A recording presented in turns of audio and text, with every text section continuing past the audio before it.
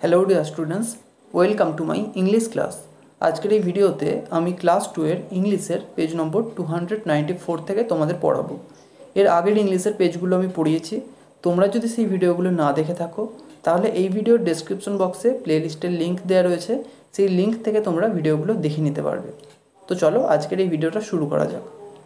দেখো এখানে বলেছে, draw the picture of a morning scene in your locality.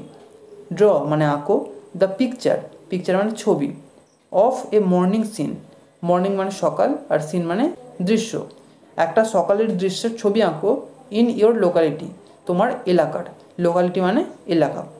তো চলো আমি তোমাদের একটু দেখিয়ে দিই তোমরা কীভাবে আঁকতে পারো।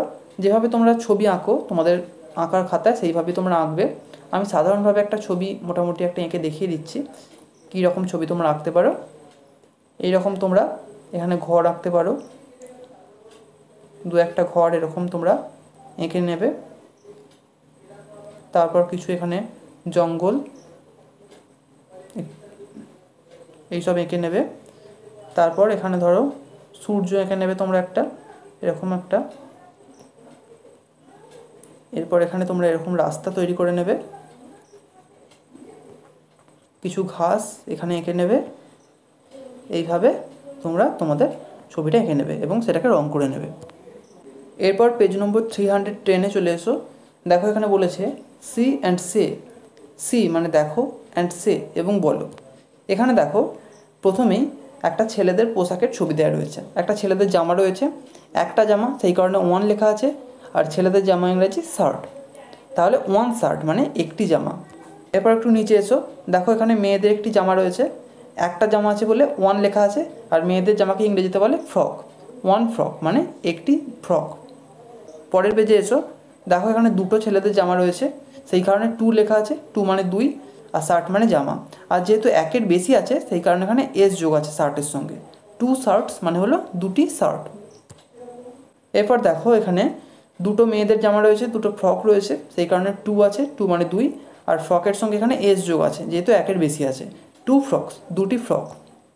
পরের পেজে এসো, দেখো এখানে তিনটি ছেলেদের শার্ট আছে, সেই কারণে থ্রি লেখা আছে, থ্রি মানে তিন, আর শার্ট মানে ছেলেদের জামা, এখানেও এস যোগ আছে, একের বেশি থাকলেই তার সঙ্গে এস যোগ থাকবে। থ্রি শার্টস মানে তিনটি শার্ট। এরপর দেখো তিনটি ফ্রক আছে এখানে, সেই কারণে এখানে তিন লেখা আছে, থ্রি মানে তিন, আর ফ্রকস ফ্রকের সঙ্গে এখানেও এস যোগ আছে যেহেতু একের বেশি আছে। থ্রি ফ্রকস তিনটি ফ্রক।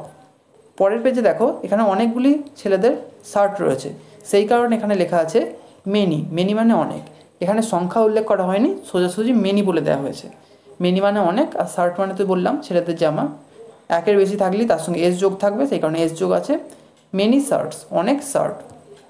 পরের পেজে দেখো একইভাবে মেয়েদের অনেকগুলি ফ্রক এখানে রয়েছে, এখানেও মেনি রয়েছে, এখানে কোনো নাম্বার উল্লেখ করা হয়নি। মেনি ফ্রকস এখানেও এস যোগ আছে ফ্রকের সঙ্গে। মেনি ফ্রকস মানে অনেকগুলি ফ্রক। পরের পেজে চলে এসো, বলছে রিড দ্য ওয়ার্ডস। রিড মানে পড়ো, দ্য ওয়ার্ডস শব্দগুলিকে। এখানে দেখো প্রথম যে বক্সটা রয়েছে সেখানে দুটো কলাম রয়েছে, প্রথম কলামে আছে ওয়ান, দ্বিতীয় কলামে আছে মেনি। ওয়ান মানে এক আর মেনি মানে অনেক। এরপর ওয়ানের দিকে দেখো প্রথমেই আছে বোট। বোট মানে কি নৌকা, যেহেতু একটা নৌকা সেই কারণে শুধু বোট আছে। আর মেনির দিকে দেখো বোটের সঙ্গে এস যোগ আছে, বোটস মানে অনেকগুলি নৌকা। এরপর দেখো ওয়ানের দিকে আছে ডগ মানে কুকুর, আর মেনির দিকে আছে ডগস, এস যোগ আছে অর্থাৎ অনেকগুলি কুকুর, একের বেশি হলেই এস যোগ হবে।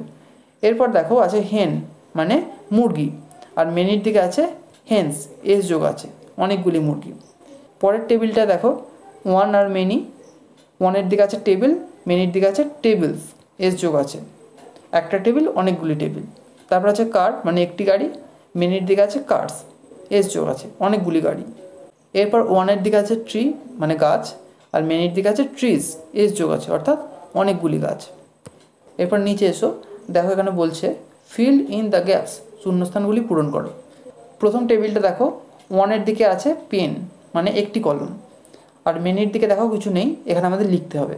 তাহলে মেনি মানে অনেক, একের বেশি, তাহলে পেনের সঙ্গে আমরা এস যোগ করব, PEN তার সাথে এস যোগ, পেন্স।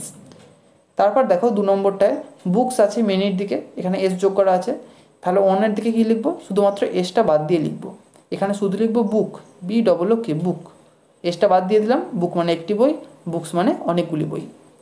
এরপর দেখো পরের টেবিলটায় মেনির দিকে আছে স্টোনস, স্টোন মানে পাথর, এখানে স্টোনস এস যোগ আছে মানে অনেকগুলি পাথর, তাহলে এদিকে এসটা বাদ দিয়ে লিখবো STONE স্টোন মানে একটি পাথর। তার নিচে দেখো বটল আছে মানে বোতল, আর মেনির দিকে ফাঁকা আছে, এদিকে হবে বটলস, BOTTLES, এস যোগ হলো, বটলস মানে অনেকগুলি বোতল। এখানেই আজকে শেষ করছি। ভিডিওটা যদি ভালো লেগে থাকে তাহলে একটা লাইক করো, আর অবশ্যই চ্যানেলটিকে সাবস্ক্রাইব করে বেল আইকনটিকে অল করে রেখো, যাতে আমাদের আগামী সমস্ত ভিডিওর নোটিফিকেশানগুলো তোমরা পেতে পারো। Thank you.